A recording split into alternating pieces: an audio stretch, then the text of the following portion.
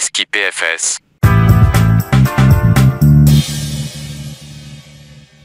IPFS signifie Interplanetary File System. Et fondamentalement, c'est un moyen de stocker les actifs de contenu de manière décentralisée. Comment fonctionne IPFS? Avant d'expliquer le fonctionnement d'IPFS, parlons d'abord de ce qu'est le stockage centralisé et décentralisé. Des exemples de stockage centralisé sont Amazon Web Services, Dropbox ou toute application ou logiciel qui stocke les actifs de manière centralisée. Ils sont dits centralisés car il n'y a qu'une seule entité derrière eux.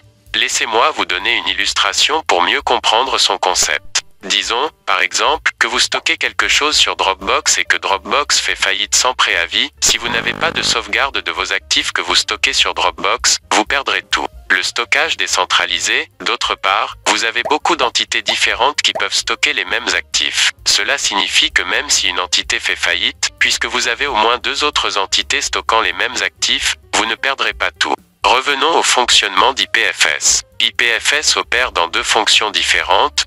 Premièrement, en tant que stockage pour vos actifs, la façon dont IPFS fonctionne est comme si vous deviez stocker l'actif sur le système et après cela, vous devez gérer le serveur pour stocker l'actif. Dans le monde NFT, vous avez des services tiers comme Pinata qui proposent, en votre nom, de gérer le matériel dans un serveur. S'il y a au moins un serveur qui stocke l'actif, l'objet sera disponible sur tous les systèmes.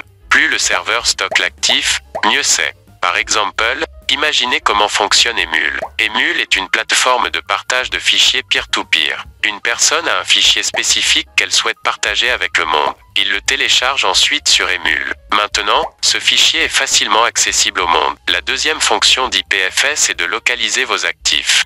Sur IPFS, pour localiser vos actifs, vous n'avez qu'à connaître l'ID pour y accéder. Peu importe où vos actifs sont stockés, tant que vous connaissez leur ID, vous pourrez le localiser. Vous pourrez y accéder.